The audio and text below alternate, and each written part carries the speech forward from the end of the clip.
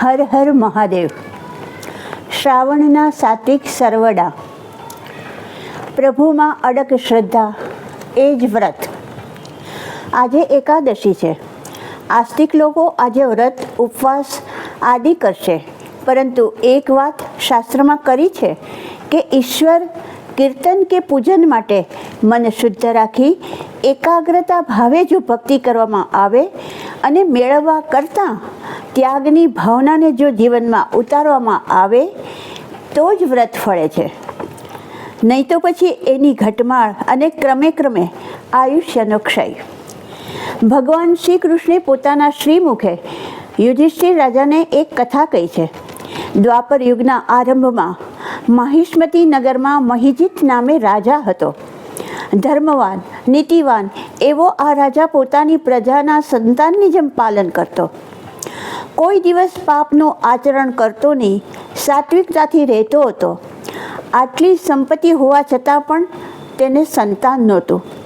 તેનું દુઃખ ખૂબ લાગતું હતું એને. રાજાએ પોતાના બ્રાહ્મણોને આ સંબંધી વાત કરી. બધા બ્રાહ્મણો રાજાની ચિંતા દૂર કરવાના માર્ગ શોધવા માટે વન તરફ ઉપડ્યા. ત્યાં વિદ્વાન ઋષિઓનો નિવાસ હતો. ફરતા ફરતા સર્વે લોમસ ઋષિના આશ્રમે આવ્યા. ત્રિકાળ જ્ઞાની, ધર્મ, વિદ્વાન, ભર્મ, જ્ઞાની એવા આ ઋષિ સદંતર નિરાહાર હતા. અતિ ઓજસ્વી ઋષિને બ્રાહ્મણોએ પ્રાર્થના કરી. પોતાને આવવાનું કારણ કહ્યું. લોમેશ ઋષિ તો બહુ દયાળુ હતા. બ્રાહ્મણોને પોતાના આંગણે આવેલા જોઈને કહેવા લાગ્યા કે કહો, હું તમારી શું સેવા કરી શકું? પોતાના રાજાની નિસંતાનપણાની વાત કહેતા બ્રાહ્મણોએ લોમેશજીને કહ્યું કે હે પ્રભુ, અમારા રાજા બહુ ધર્મપ્રેમી, નીતિવાન અને સદાચારી છે, છતાં નિસંતાનપણાનું દુઃખ કેમ ભોગવવું પડે છે?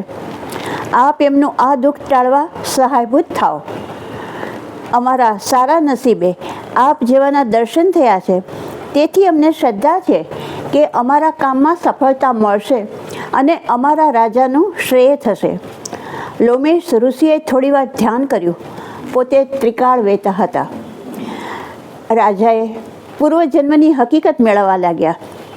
થોડીવાર પછી ઋષિએ કહ્યું કે તમારા રાજા પૂર્વજન્મમાં વૈશ્ય હતા, નિર્ધન હતા અને વેપાર માટે ગામે ગામ રખડતા. એક દિવસે બરાબર સૂર્યનારાયણ ખૂબ તપી રહ્યા હતા, ત્યારે તેને ખૂબ તરસ લાગી. એક જળાશય જોઈ તે જળ પીવા ત્યાં ગયા. ત્યાં તે જ સમયે હમણાં જ વિયાયેલી વાછડાવાળી ગાય માતા પાણી પીતી હતી. વૈશ્ય તે ગાયને હટાવીને દૂર કરી પોતે પાણી પીવા લાગ્યા.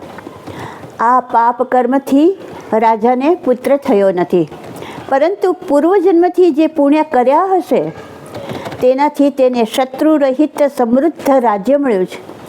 હવે પુણ્ય કર્મ કરવાથી પાપનો નાશ થાય છે તેવી શાસ્ત્રની આજ્ઞા છે.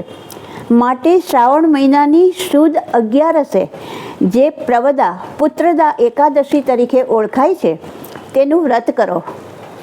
અને વ્રત પૂરું થશે, વ્રતનું પુણ્ય તમારા રાજાને આપો. અવશ્ય તમારા રાજાને ત્યાં પુત્ર જન્મ થશે. તપસ્વી લોમશ ઋષિને પ્રણામ કરી આનંદથી આજ્ઞા પ્રમાણે શ્રાવણ 11નું વ્રત કર્યું અને વ્રતનું પુણ્ય રાજાને આપ્યું. યથાકાળે રાણી પુત્ર જન્મ આપે છે. સર્વત્ર આનંદ આનંદ વ્યાપી ગયો. પૂર્વજન્મમાં કરેલા પુણ્ય અને પાપ જીવે ભોગવવા પડે છે. માટે પ્રત્યેક ક્ષણે ખૂબ જ વિચારીને જો પગલું ભરવામાં આવે તો પરમાત્માને ચોપડે આપણા દોષ ઓછા લખાય. અત્રે આવતો જન્મ અને આ જન્મ બધે ધન્ય બને. મનની દ્રઢતા, એકાગ્રતા અને પ્રભુમાં તલ્લીનતા એ જ માત્ર વ્રત છે.